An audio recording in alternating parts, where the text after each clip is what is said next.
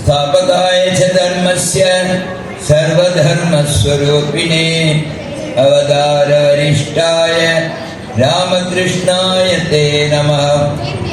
गुरुर्ब्रह्मा गुरुर्विष्णु गुरुर्देवो महेश्वर गुरु साक्षात् परब्रह्म तस्मै श्री गुरवे नमः। ஒரே ஒரு சொன்ன மாதிரி எல்லா பேரையும் சொன்னேன்னா அது ஒரு 10 நிமிஷம் ஆயிடும். அதனால அனைவருக்கும் அன்பு வணக்கம். அனைவருக்கும் அன்பு வணக்கம். நம்முடைய வித்யாபீடம் சார்பாக சமய வகுப்புகள் சிறப்பாக நடைபெற்றுக் கொண்டிருக்கிறது. இன்னைக்குதான் உயர்நிலை முதுநிலை தேர்வு முடிவுகள்லாம் வெளியிட்டிருக்கோம், பார்த்துருப்பீங்கன்னு நினைக்கிறேன். அதுக்கு இப்போ மருந்து நிறுத்தத்துக்காக நிறைய பேர் வந்துட்டே இருக்காங்க. இந்த அரை மார்க்கு 1 மார்க்கு எல்லாம் மருந்து நிறுத்தத்துக்காக தயவு செய்து வராது. கொஞ்சம் அதிக மதிப்பு எடுத்து பாஸ் ஆகலாமே. எதுக்காக கொஞ்சத்துக்கு எப்படியாவது பாஸ் ஆகணும். நல்லா படிச்சு நல்ல விஷயம் தெரிஞ்சுட்டு பாஸ் ஆகணும். நீங்கள் அம்மா இளநிலை பிள்ளை 35 மார்க் எடுத்துருக்கு, எப்படியாவது கூட்டி போகணும், எப்படியாவது கூட்டி போகணும். அப்படியே வந்து கேட்டுட்டு இருக்கிறாங்க. திட்டு கொடுத்து விட்டாரு. எங்க ஊர்ல இருந்து தலைவர்லாம் வருவாங்க, கொஞ்சம் கூட திட்டுவாங்கன்னு வரணும். நான் இங்கே வந்துட்டேன். அதனால தயவு செய்து சமயப்பு ஆசிரியர்கள் அமைப்பாளர்கள் எல்லாம் மனசுல வந்து ஞாபகம் வச்சுக்கணும். நாம சான்றிதழ் கொடுக்கறதுக்காக பட்டம் கொடுக்கறதுக்காக சமய வகுப்பு நடத்தல. அப்படிதானே? சமய வகுப்பு எதுக்கு நடத்துறோம்? எதுக்கு நடத்துறோம்? பிரைஸ் கொடுக்கு. எதுக்கு சமய வகுப்பு நடத்துறோம்? சமய வகுப்பு எதுக்காக நடத்துறோம்? சமயத்தை பற்றி தெரிந்து கொள்வதற்காக, சான்றிதழ் வாங்குறதுக்காகவோ பட்டம் வாங்குறதுக்காகவோ இல்ல சமய வகுப்பு. அதை நாம நல்லா மனசுல புரிஞ்சுக்கணும். ஆனா இப்ப என்ன பண்றோம், நாம எப்படியாவது எனக்கு சமய வகுப்புல பாஸ் ஆயிடும், எப்படியாவது எங்க உத்தியத்தில் உள்ள எல்லாரும் பாஸ் ஆகணும். இந்த அமைப்பாளர்களுக்கு என்ன எப்படியாவது பாஸ் ஆயிடணும். பார்த்தாலே உத்தியத்துக்கு மார்க் வேற கிடைக்கும். அது வேற. அதனால அந்த எண்ணம் கொஞ்சம் கொஞ்சமா மாறி எந்த உத்தியத்தில் உள்ளவங்க சமயத்தை வேண்டி எந்த கேள்வி கேட்டாலும் பதில் சொல்லுவாங்க அப்படின்னு நாம ஆகணும். அதான் வேண்டியது. எந்த சமயத்துல இருந்து எந்த கேள்வி கேட்டாலும் நமக்கு பதில் சொல்ல தெரிந்தவர்களாக நம்முடைய உத்தியத்தில் உள்ள ஒவ்வொரு ஹிந்துவையும் ஆக்க வேண்டியது நம்முடைய வேலை. ஆனா அத்தனை பேருக்கு சான்றிதழ் வாங்கி கொடுக்கறது இல்லை. 100க்கு 40 வாங்கினா பாஸ் பண்ணிருக்கேன். 40 இருந்தா அதையும் எப்படியாவது நான் பார்க்கணும். 60 மார்க் தெரியல, ஞாபகம் வச்சுக்கணும்.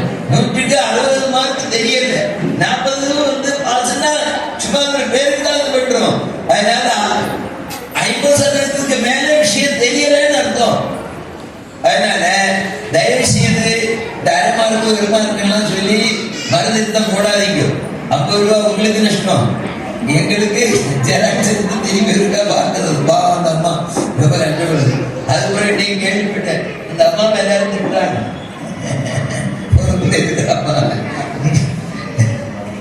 அது கம்மியா போடாங்க. அது எங்க வந்து ஆளுகளை பாஸ் ஆகவே இல்லை.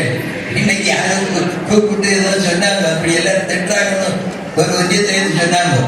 நம்ம சின்னசாமி கோவம் சாரணம் வராது இருக்கு, கோவம் எல்லாம் விட்டு கொடுத்தா யாரு வேணாங்க கூட்டிட்டு அப்படின்னு. அதனால தயவுசெய்து ஒரு பேப்பர்ல என்ன இருக்கோ அதுக்கான மார்க் போடும், திரும்பி பார்க்கலாம் சொல்லியிருக்கோம். அதனால விடைத்தாள் திருத்துறவங்களையோ அல்லது தெருவுக்கு ஆணையரையோ நாம திட்டுறது சரியானது அல்ல. சரி, இப்ப இனி நம்ம விஷயத்துக்கு வரும். இப்போ நம்முடைய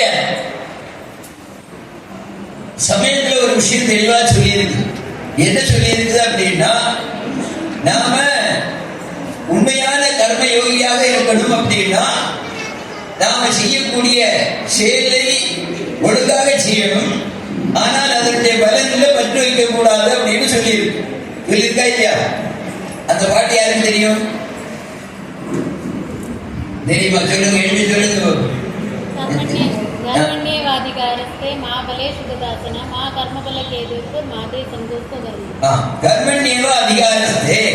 கர்மம் செய்வதற்கு மட்டுமே உனக்கு அதிகாரம். மாவலேஷு கதாச்சன, பலனில் உனக்கு பற்றுதல் வேண்டாம் அப்படின்னு சொல்லியிருக்கு. ஆனா பலனை எதிர்பார்க்க கூடாதுன்னு சொல்ல. சிலர் பலனை எதிர்பார்க்காதே அப்படின்னு சொல்றேன். பலனை எதிர்பார்க்காமல் இருக்க முடியாது. ஒரு வேலை செய்தோம்னா கண்டிப்பா என்ன எதிர்பார்ப்போம்? பலனை எதிர்பார்ப்போம். ஆனால் பலன்ல என்ன ஆகக்கூடாது? பற்றுதலா இருக்கக்கூடாது. பற்றுதல் வந்தா என்ன ஆகும்னா சரி தெளிவாக செய்ய முடியாது. அதனால ஞாபகம் வச்சுக்கணும். நான் வழக்கமா ஒரு அதை உதாரணம் சொல்றது உண்டு. ஒரு குழந்தை, ஒரு சின்ன பிள்ளை, ஒரு 10 வயசு பொண்ணு, அவங்க மாமி வீட்டுக்கு போச்சு. போனப்ப அங்க ஒரு ரோஜா செடி இருந்தது. ரோஜால ஒரு பூ இருந்தது. இந்த பிள்ளை பூ கண்ட பெண்களுக்கு என்ன வரும்?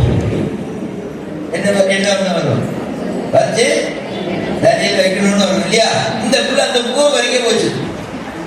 மாமிக்கு பிள்ளை விட அது நீ பறிக்கக்கூடாது, எங்க வீட்டு போச்சு ஏன் இந்த பிள்ளை அழுதுட்டு போய் மாமிகிட்ட போய் சொல்லி பூ பறிக்கப்படாது. ஆமா அப்படிதான் ரோஜாவுக்கு பூ பறிக்கணும். அப்ப எனக்கு ஒரு கம்புதா இருந்தோ, நான் அதை கொண்டு வச்சு நட்டு வளர்த்து அதுல இருந்து நான் எங்க வீட்டு பூ பறிப்பேன் இல்லையா? இந்த மாமி கொஞ்சம் நல்ல மாமி, அதனால பூ இல்லாத ஒரு குழைய வெட்டி கொடுத்தாங்க. இந்த குழந்தை கொண்டு போய் வீட்டுல கொண்டு போய் நட்டு வச்சு. எதை நட்டு இருக்குது? ரோஜா செடி நட்டு.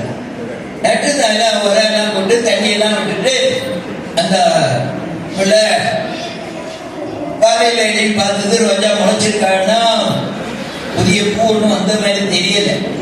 வழி கொடுத்து போயிடுச்சு. வழி கொடுத்து சாயத்திரம் வந்து பார்த்தா அப்படிதான் இருக்குது அந்த கம்பு. எத்தனை இலை இருக்கு அத்தனை எல்லாம் இருக்கு, புதிய இலைன்னு வரல. அதனால இந்த பிள்ளைக்கு சந்தேகம் வந்து இந்த ரோஜா கம்பு வேர் விட்டுருக்குமான்னு சந்தேகம். அப்ப என்ன பண்றது? வேர் விட்டுருக்குமான்னு பார்த்தது ஓட்டி பிடிக்கி பார்த்தது வேற விடல. திருப்பி வச்சுட்டு திருப்பி மூடி வச்சுட்டு அன்னைக்கு தண்ணி விட்டு அடுத்த நாள் காலையில் 10 அப்போ முளைக்கல. திருப்பி அடுத்த நாள் வழி கொடுத்து போயிட்டு திருப்பி வந்து திருப்பி பார்த்தது முளைக்க ஒன்று என்ன ஒன்று புதுசா வரல, பூவும் வரல. என்ன பண்ணுது? இப்படி தினசரி சாயங்காலம் தான் இந்த பிள்ளை என்ன பண்ணும்? ரோஜா செடியிலே வேறு வந்திருக்குதா அப்படின்னு பார்க்கலாம். இது என்னைக்காவது பூ பறிக்குமா? பறிக்காது. ஓ, நாம செடி நடலாம், உரம் போடலாம், தண்ணி விடலாம். ஆனா அது செடி முளைச்சு இலை வந்து மொட்டு வந்து பூ வருவதை என்ன பண்ணணும்? காத்திருந்துதான் ஆகணும். அதுக்காக ரொம்ப அவசரப்பட்டு பலன்ல 10 அதிகமாகி எடுத்து பார்த்துட்டு இருந்தோம்னா என்ன கிடைக்காது? ஒரு நாளைக்கும் பலன் கிடைக்காது. அதனால கீதை தெளிவாக சொல்கிறது, நீ செய்ய வேண்டிய வேலையை ஒழுங்காக செய். நீ செய்யற வேலைக்கு சரியான கூலி கண்டிப்பாக கிடைக்கும். அதுவும் பகவான் சொல்றார், நான் தான் தாதாவா இருக்கிறேன். செய்த வினைக்கு பலனை கொடுக்கக்கூடியவன் நான் தான் அப்படின்னு சொல்றார். அதனால என்ன பண்ணணும்? நாம நமக்கு எடுத்துட்ட வேலையை ஒழுங்காக செய்ய வேண்டும். ஒரு சிறந்த மருத்துவர் இருந்தார். தினசரி ஒரு 4-5 இதே அறுவை செஞ்சு எளிதாக பண்ணிடுவார். நல்ல திறமையான ஏகதேசம் எல்லாம் குறைச்சுக்குவாங்க. நல்ல சிறந்த மருத்துவர். ஆனா ஒரு நாளைக்கு என்னாச்சுன்னா இவரு இந்த அறுவை சிகிச்சை என்னால பண்ண முடியாது, வேற ஆளை கூப்பிடுங்கிறார். ஏன்னா அறுவை சிகிச்சைக்காக வந்தது அவருக்கு பையன். யாரு? அவருக்கு மகன். அவருக்கு மகனுக்கு அறுவை சிகிச்சை பண்றதுக்கு அவருக்கு மனசு இல்லையே, பற்றுதல். அறுவை சிகிச்சை பண்ணா என்ன ஆகிடும்? இவ்வளவு நாளும் பண்ணும்போது அந்த குழந்தையாலும் இறந்தாலும் பெரிய பிரச்சனை இல்லை. ஆனா நல்லா பண்ணலாம், சிறப்பா பண்ணக்கூடிய சிறந்த மருத்துவர், அதுல ஒன்றும் சந்தேகம் கிடையாது. ஆனா தன்னுடைய மகன் அப்படின்னு வரும்போது கண்டிப்பாக முளைச்சிடணும் அப்படிங்கிற பற்றுதல், பலன்ல பற்றுதல் அப்படி இருக்கிறதுனால அவருக்கு என்ன ஆகும்? கை நடுக்கும்.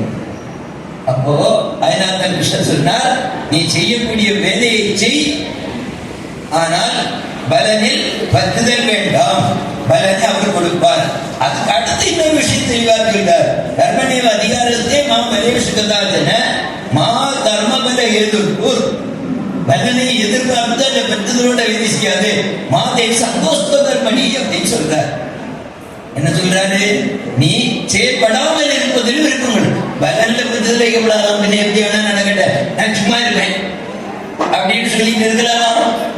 இருக்கக்கூடாதுங்கிறார். செய்ய வேலையை ஒழுங்கா செய்யணும், செய்யாமல் இருக்கக்கூடாது. ஆனால் பலனில் பற்றுதல் வைக்கக்கூடாது. இது நம்முடைய சமயோப ஆசிரியர்கள் எல்லாருக்கும் ஒரு முக்கியமான பாடம். நாம சமயோபம் நடத்துறோம். சமயோபத்துல நாம என்ன சொல்றோம்?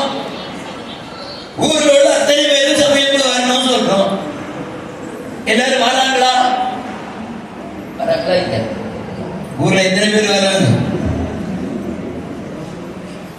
ஏதாவது நீங்க வந்திருக்கக்கூடிய சமயத்துல, எங்க ஊர்ல நடக்கக்கூடிய சமயத்துல ஊர்ல உள்ள இந்துக்கண்டா 50% மேல் வராங்களோ அப்படி யாராவது இருந்தா கைது பார்ப்போம். ஒன்றும் இல்லை. 40%, 40 இல்லை, 30% ஒரு ஆளுக்கு இருக்காங்க. 20%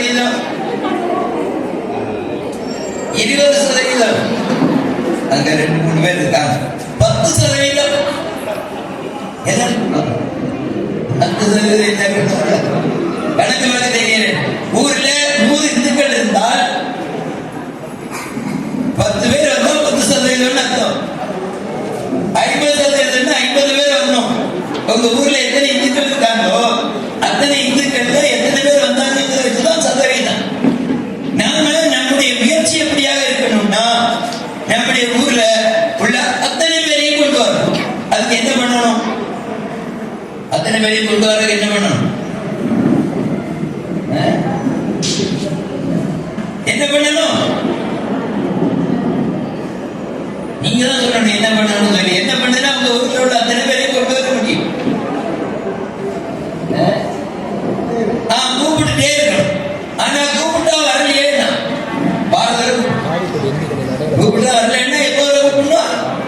பாரதம் அந்த வேலை நடந்துட்டே இருக்கணும். தளரக்கூடாது. என்னைக்காவது ஒரு நாளைக்கு அவங்க மனசு இத்தனை நாள் கூப்பிடுறா போய் பார்ப்போமே அப்படின்னு வருவாங்க. வரும்போது அவங்களுக்கு வந்தால் அதனுடைய பலன் தெரியும். அதுக்குள்ள தொடர்ந்து வர ஆரம்பிப்பாங்க. அதோட இன்னொரு விஷயம், நாம சமயப்பு நடத்துறது, சமயப்பு ஆட்களை கூப்பிடுறது, இந்த வேலையெல்லாம் நம்ம சமயப்பு ஆசிரியர் செய்யறோம். ஆனால் நாம செய்ய வேண்டிய இன்னொரு வேலை இருக்குது. நிறைய பேரை நம்மை மாதிரி உருவாக்க வேண்டும். சமயப்பு வராங்க இல்லையா? இந்த வரக்கூடிய மாணவர்களை நாம் ஆசிரியர்களாகணும்.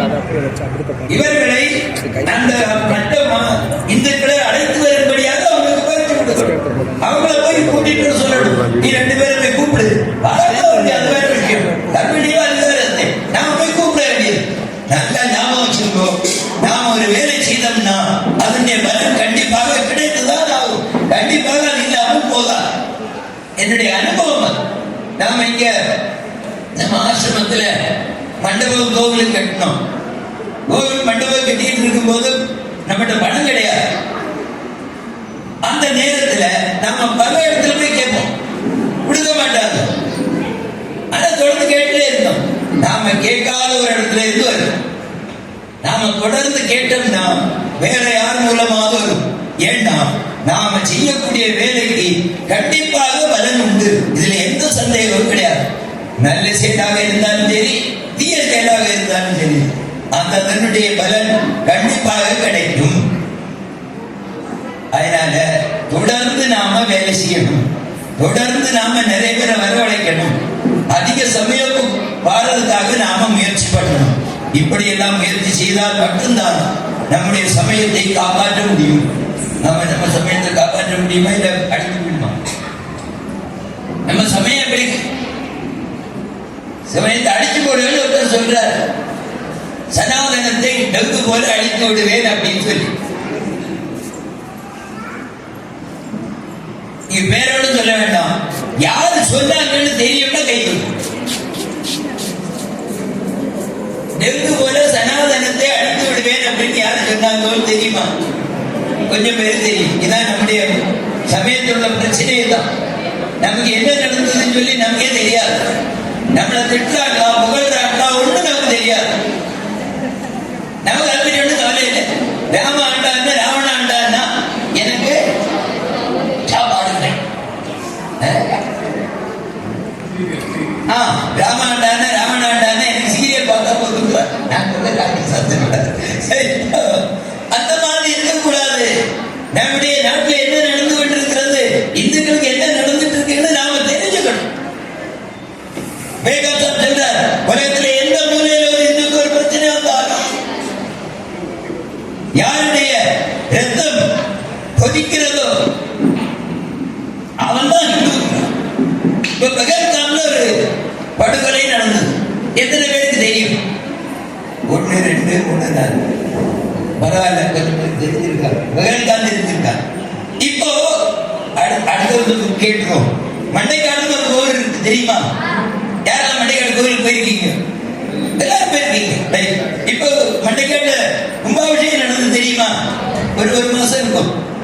யாரா கும்பாபிஷேகத்துக்கு போறீங்களா? ஒரு ஆள். சரி, ஒரு ஆளா போறீங்க. சரி, இப்போ அந்த கும்பாபிஷேக நேரத்தில் ஒரு காரியம் நடந்தது. கும்பாபிஷேகத்துக்கு 2-3 நாளைக்கு முன்னாடி தீர்த்தம் எடுக்கிறதுக்காக போனாங்க. யானையை கொண்டு ஒட்டெல்லாம் அடிச்சுட்டு தீர்த்தம் கொண்டு வர போனாங்க. எங்க இருந்து தீர்த்தம் கொண்டு வர்றது? கடல்ல இருந்து தீர்த்தம் கொண்டு வர. அப்படி தீர்த்தம் கொண்டு வர போகும்போது நீங்க இங்க வரக்கூடாதுன்னு தடுத்தாங்க. கடல்ல தீர்த்தம் எடுத்து வரக்கூடாதுன்னு. யானை எனக்கு வரக்கூடாது, கொட்டடிக்கு வரக்கூடாது அப்படின்னு தடுத்தாங்க. தடுத்தது ஒரு 5-6 பேர். போனது யாருன்னா நம்முடைய இந்து சமயத்தில் உள்ள ஒரு சட்டமன்ற உறுப்பினர் போனார். பல இந்து இயக்கங்களுடைய தலைவர்கள் இருந்தாங்க, நிறைய இந்துக்கள் இருந்தாங்க, போலீஸ் நிலையம் இருந்தது. ஆனாலும் ஒரு கயிறை கட்டிட்டு ஒரு 5-6 பேர் இருந்தா இந்த ஒரே ஒரு ஆளுக்கு வரக்கூடாதுன்னு சொல்றாரு. மாற்று மதத்தை சார்ந்தவர். இங்க 200-300 பேர் இந்துக்கள், அதோட காவலர்கள், சட்டமன்ற உறுப்பினர், இயக்க தலைவர்கள். ஆனா போக முடிஞ்சுதா? போக முடிஞ்சுதா? இல்ல, போக முடியல. காரணம் என்ன? ஏன் இப்படி பண்றாங்க? எதனால நம்ம போக முடியல? எதனால அந்த போலீஸ் நம்மை போக அனுமதிக்கவில்லை? அவங்க என்ன சொல்லுவாங்க அப்படின்னா, நீங்க போனீங்கன்னா ஏதாவது விபரீதம் நடக்கும், யாருக்காவது அடிக்கடி கிடைக்கும். நம்மளை காப்பாற்ற வேண்டியது எங்க நியாயம் இருக்கோ அந்த பக்கம் காப்பாற்ற வேண்டியது போலீசுடைய கடமை. ஆனா அவங்க செய்ய தயாரா இல்லை. காரணம் என்ன அப்படின்னா, நம்முடைய இந்துக்களுடைய சதவீதம் நம்முடைய கன்னியாகுமரி மாவட்டத்தில் அதிக குறைவா இருக்கா? எத்தனை சதவீதம் இருக்கா நமக்கு தெரியுமா? 47 47 இருக்காதுன்னு நினைக்கிறேன். 40 இருக்குமா? 37 இருக்கா? இப்ப ரொம்ப குறைஞ்ச எனக்கு பயம் 40 தாண்டி இருக்கிறோம். 37 இப்போ இவ்வளவு தூரம் நாம குறைவாக இருக்கிறோம். அது மட்டும் காரணம் இல்ல, குறைவாக இருக்கிறது மட்டும் காரணம் இல்ல, இருக்கிறவங்க உணர்வோட ஒற்றுமையோட இல்லை. நல்ல ஞாபகம் வச்சுக்கணும். இருக்கிற இந்துக்கள் உணர்வோட ஒற்றுமையோட இல்லை. எல்லாருக்கும் நீ பெருசா நான் பெருசான்னு சட்டை போடுறதுதான் தயாரா. நாங்க அப்படி போயிட்டு இருந்தவன் பார்த்தா அதனால அவன்கிட்ட நீ நான் பேசணும். எல்லாம் அகங்காரம். நீ எவ்வளவு சட்டை போடுவா, ஆனா அவனுடைய சமயம் போது நீ முன்ன நிக்கணும். ஒரு 2-3 தேர்தலுக்கு முன்னாடி வெள்ளிமலை ஆசிரமத்துக்கு பக்கத்துல ஒரு ஊர், மாற்று மதத்திலே ஊர். அவங்க என்ன பண்ணிட்டாங்க, 2 பேருக்குள்ள, அவங்க ஊரில் உள்ள 2 பேருக்குள்ள சண்டை மாறி மாறி வெட்டினாங்க. 2 பேரும் மருத்துவமனையில் அனுமதி. ஒரு 2 வாரம் கழிஞ்சு 2 பேரும் டிஸ்சார்ஜ். கையில கட்டு போட்டிருக்காங்க, கட்டுப்பட்ட இடத்துல. ஒரு மாசம் கழிஞ்சு தேர்தல் வந்தது. வெட்டுப்பட்ட காயம் அமரல, கெட்டு போட்டிருக்காங்க. தேர்தல் வந்தது. ஒரே வேட்பாளருக்காக 2 பேரும் சேர்ந்து போஸ்ட் போட்டு போனாங்க. நம்ம ஊர்ல நடக்குமா?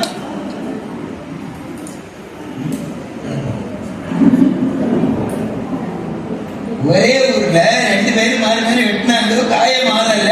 ஆனா தேர்தல்ல ஒரே வேட்பாளருக்காக அங்க இருந்த அவங்களுடைய மத புத்தகத்தில் சொன்னதுனால ஒரே வேட்பாளருக்காக 2 பேரும் சேர்ந்து போஸ்டர் விட்டு போறாங்க. இது அவர்களுடைய ஒற்றுமையை காண்பிக்கிறது. தனிப்பட்ட முறையில் என்னென்ன சட்டப்படலாம், ஆனா மதம் இருக்கும்போது நான்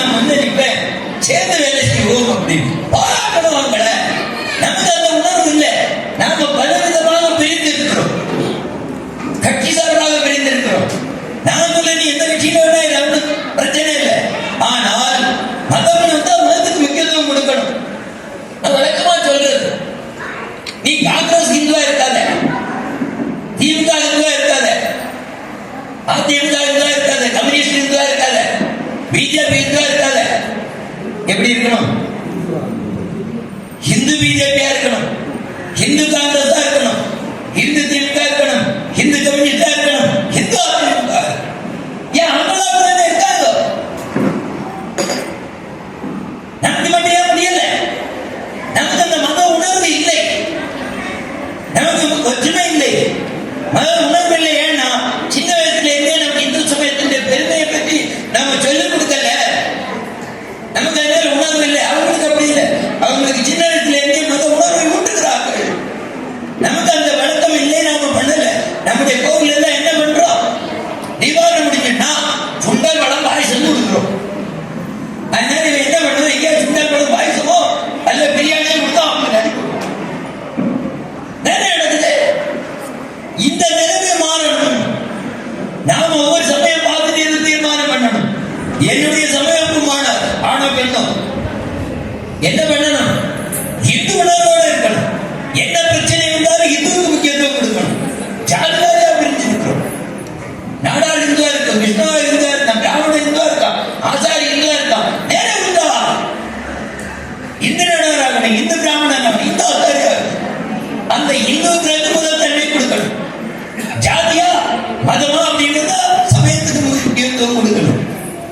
கட்சியா மதமான் வந்தா மதத்துக்கு முக்கியத்துவம் கொடுக்கணும். கட்சி இரண்டாம் பட்சம் தான். சனாதனத்தை ஒழிப்பேன் அப்படின்னு சொன்னா அந்த கட்சியில எதற்கான இருக்கு. எனக்கு நல்ல ஞாபகம் இருக்கு, எந்த வருஷங்கள்லாம் ஞாபகம் இல்லை, ஆனா நல்ல ஞாபகம் இருக்கு.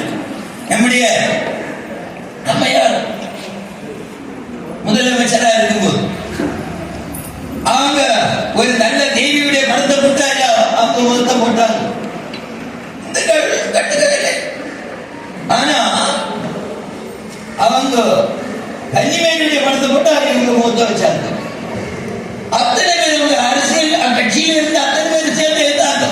மன்னிப்பு கேட்டு அந்த கட்டோட்ட மாற்ற வேண்டி வந்தது. ஏன் மனதில் உணர்வு இல்லை? நீ அந்த கட்சியில இது தப்பு கிடையாது. உன்னுடைய மதத்தை ஒருத்தனை இழிவுபடுத்தினா அதை தட்டி கேட்கணும். அந்த உணர்வு ஒவ்வொரு இந்துக்கும் வரும். அதை ஊட்ட வேண்டிய சமய ஆசிரியர்கள் அமைப்பாளர்கிட்ட வேலை. ஆனா நமக்குள்ளே கட்டப்பட்டு அவன் அமைப்பாளராக இருந்தா நான் வேலை செய்ய மாட்டேன், இவன் அமைப்பாளராக இருந்தா நான் வேலை செய்ய மாட்டேன். அவன் என்ன பார்க்கல, அவன் எனக்கு மாலை போடல, அவன் இது போடல. இப்ப இதுல இத்தனை பேர் இருக்கும். ஸ்ரீகுமார மேடையில ஏற்றல, அவர் வந்து வர தெரியல. சாமி பேசுறவர் சும்மா சமாளிச்சு அவரை அப்படியில நினைக்கக்கூடிய ஆளுநர் சாமி பேசிட்டு இருந்தாங்க. இப்போ அதான் புரிஞ்சது. எதுக்காக சொல்றேன்னா இதெல்லாம் நமக்கு முக்கியம் இல்லை, மேடையில் ஏற்றதெல்லாம் முக்கியம் இல்லை. நமக்கு இந்த உணர்வோடு இருக்கணும், அதான் முக்கியம். அவன் என்ன பார்க்கல, இவன் என்ன பார்க்கல, அந்த பிரச்சனையே கிடையாது. நான் இவ்வளவு வேலை செஞ்சிருக்கேன், என்ன யாரும் பாராட்டல. என்கிட்ட வந்து கேட்டாங்கன்னா ஒரே தான், நான் இவ்வளவு வேலை செய்திருக்கேன், இந்த வித்யாபீடம் என்ன பாராட்டல. நீ யாருக்காக வேலை செய்த? வித்யாபீடத்துக்காகவா, இந்த சேத்தனியானதுக்காகவா, அல்லது மாவட்ட பலர் வேலை பண்ணுக்காகவா? யாருக்கு வேலை செய்யல? நீங்க சமய பார்த்துட்டே இருக்க யாருக்காக இருக்கிறீங்களா? யாருக்காக? செந்தில்குமார் யாருங்க? நமக்காக, நம்முடைய நாட்டுக்காக, நம்முடைய மதத்துக்காக. இதுக்கு யாரு வந்து பாராட்டணும்? நீங்களே பாராட்டிக்கிட வேண்டியதான். உங்க வீட்டுல ஏதாவது காரியம் சிறப்பாக செய்தால், நான் எங்களுடைய வீட்டிலே இந்த புதுமணி புதுவிழா சிறப்பாக செய்தேன், ஆனால் எனக்கு நானே மாலை போட்டு சாறு போட்டுக்கிறேன் அப்படின்னு சொல்லிக்கோ. எங்க சமயத்தை நல்லா நடத்தினேன், நீயே உன்னை பாராட்டிக்கோ. ஆலய நிர்வாகிகள் உன்னை பாராட்டணும்னு நினைக்காது. ஏன்னா வேலை நம்முடைய வேலை நாம செய்யணும். இந்த உணர்வு நமக்கு இருக்கணும். எல்லாரும் கேட்கல உட்கார அப்பப்ப எழுதி போயிட்டு இங்க உட்காரு.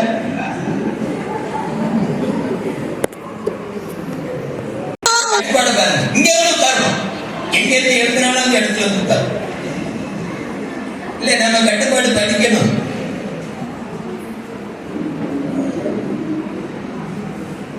சரி, இப்போ இல்ல எதுக்காக சொல்றேன்னா, வெளியிட்டு இருக்கும்போது எழுதி போறது ஒரு முறை இல்லை.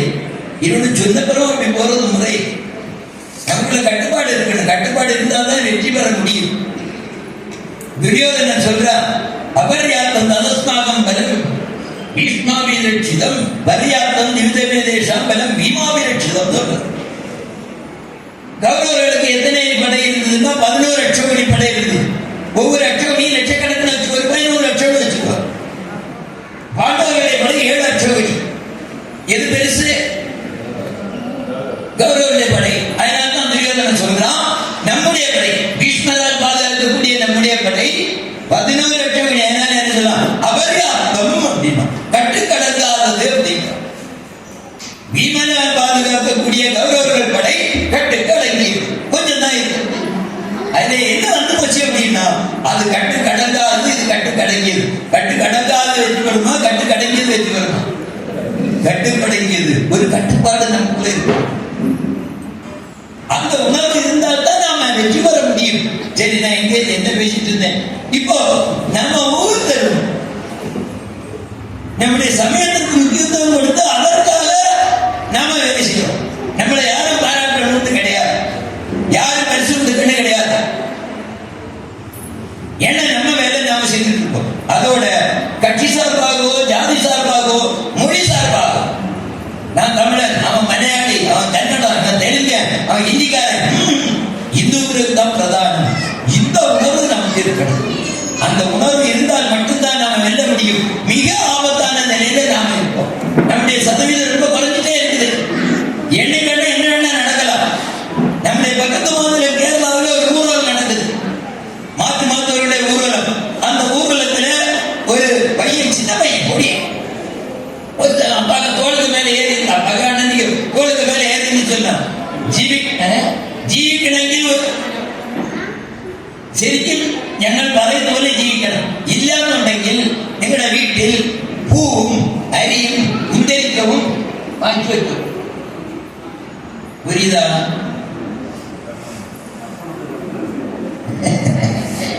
என்ன அர்த்தம்? நாங்க சொல்ற மாதிரி வாழாட்டா, அரியும் பூவும் குந்தரிக்கும் வாங்கி வச்சுக்கணும். எதுக்கு அரியும் பூ? அதுக்கு இறுதி சடங்கு. குந்தரிக்கும் அவங்களுக்கு இறுதி சடங்கு, நமக்கு இல்லை. சரி, அப்போ என்ன தைரியம் வேணும்? நீ ஒழுங்கா நான் சொல்ற மாதிரி இல்லாட்ட ஒரு கொண்டு பேசுறான். அந்த அளவுக்கு தைரியம் இருக்குன்னா என்ன காரணம்? நாம எண்ணிக்கையில குறைவா இருக்கிறது காரணம் இல்லை, நாம ஒற்றுமையா இல்லை, உணர்வா இல்லைன்றதுதான் காரணம். அதனால நாம நம்முடைய சதவீதத்தை அதிகப்படுத்த வேண்டும். சதவீதத்தை எப்படி அதிகப்படுத்துறது? என்ன பண்ணுனா என்னுடைய சதவீதம் அதிகமாகும்,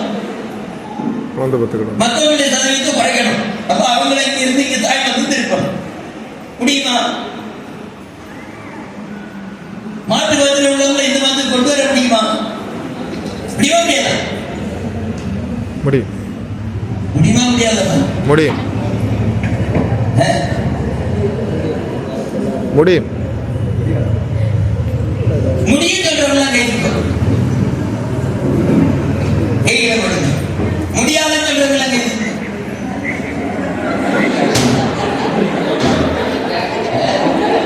ஆமா, ரெண்டு கேட்டா நிறைய இருக்குன்னு சொல்றாரு.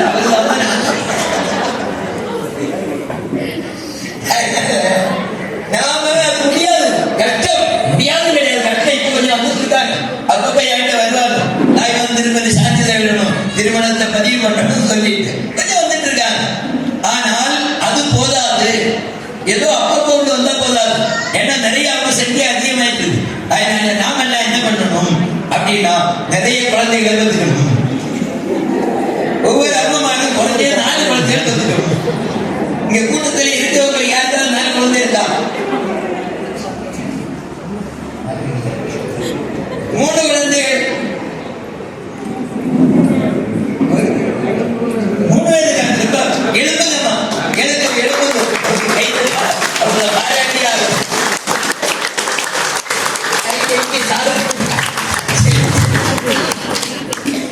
சரி. 2 குழந்தை தலைவர் நீட்டிக்கிறாங்க. சரி, இப்போ மீதி எல்லாம் 2 தான். ஆமா, நாம இப்போ ஒரு அறிவிப்பு சொல்லி இருக்கோம். வித்யார்த்திகள் யாராவது 5 குழந்தை வச்சுட்டா சாமி 2 லட்சம்.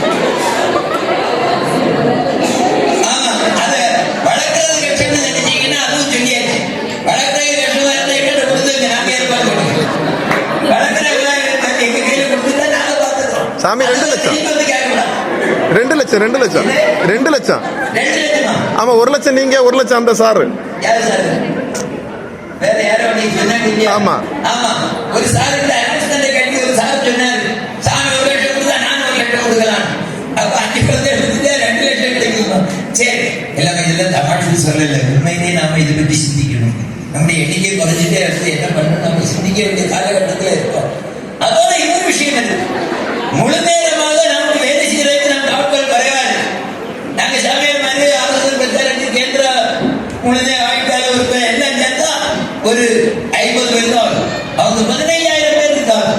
அதனால முழு நேர ஊழியர்கள் நிறைய வேணும். அதனால 4 குழந்தையாவது பெற்றுக்கணும் அப்படின்னு சொல்லி கேந்திரத்தினுடைய தலைவர் தற்போது தலைவர் சொல்லியிருக்காங்க. பர்மிஷன் 4 குழந்தை வந்து 2 குழந்தை உங்களுக்கு வச்சிருக்கோம்.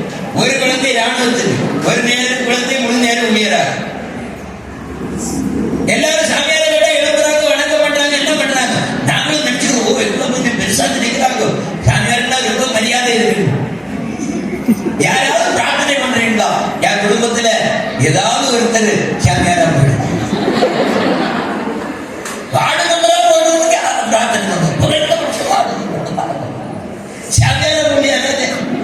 யாராவது பிரார்த்தனை பண்ணியிருக்கீங்க இருந்தா கை தூக்குவாங்க. என் குடும்பத்துல ஒருத்தர் சாமியாரா போகணும், டாக்டர் ஆகணும், இன்ஜினியர் ஆகணும், கலெக்டர் ஆகணும், ஐபிஎஸ் முடிக்கணும், இதெல்லாம் பிரார்த்தனை பண்ணணும். முழு நேர ஊழியராகணும்னு பிரார்த்தனை பண்ணுங்க. ஏன்னா அவரு முழு நேர ஊழியராக இருந்தா அந்த புண்ணியம் உங்களுக்கு சேரும். அடுத்து நம்முடைய சமயத்தில் நாம் வந்து மாதிரி அத்தனை பேருக்கு நிறைய பேர் கொண்டு வரணும்.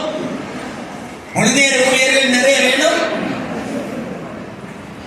எல்லா ஊர்லயும் சமயம் நடக்கணும். அதனால ஒரு 4 பிரார்த்தனை பண்ணி நான் முடிச்சுட்டு நான் எனக்கு ஆசிரமத்துல ஒரு மண்டல் பொறுப்பாளர்கள் ஊர் நிர்வாகிகள் கூட்டம் இருக்கு, நான் அது போகணும். அதனால ஒரு 4 பிரார்த்தனை மட்டும் எல்லாம் நேரே உட்கார்ந்து இறைவன் பிரார்த்தனை பண்ணுவோம். எந்த கடவுள், அதாவது கடவுள் எத்தனை, இந்து மதத்தில் எத்தனை கடவுள்?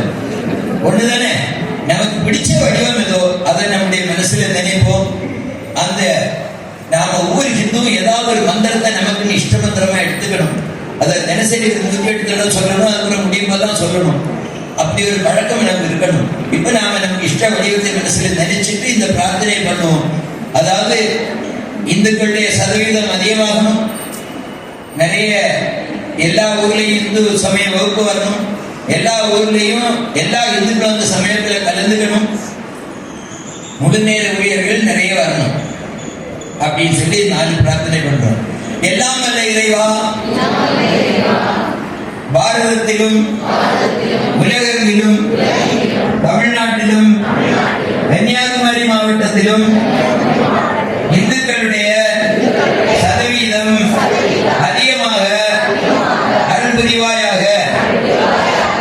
அனைத்து ஊர்களிலும் இந்து சமய வகுப்பு ஆரம்பிக்கவும், அதில் அந்த ஊரில் உள்ள அத்தனை இந்துக்களும் கலந்து கொண்டு இந்து சமய அறிவு பெறவும் அருள் புரிவாயாக. அவ்வாறு நடக்கின்ற சமய வகுப்புகளில் சமய வகுப்பு ஆசிரியராக தொண்டாற்ற எனக்கு அருள் புரிவாயாக. எல்லாம் வல்ல இறைவா, பாரத நாட்டிற்காகவும் இந்து சமயத்திற்காகவும் தொண்டு செய்ய முழு நேர தொண்டர்கள்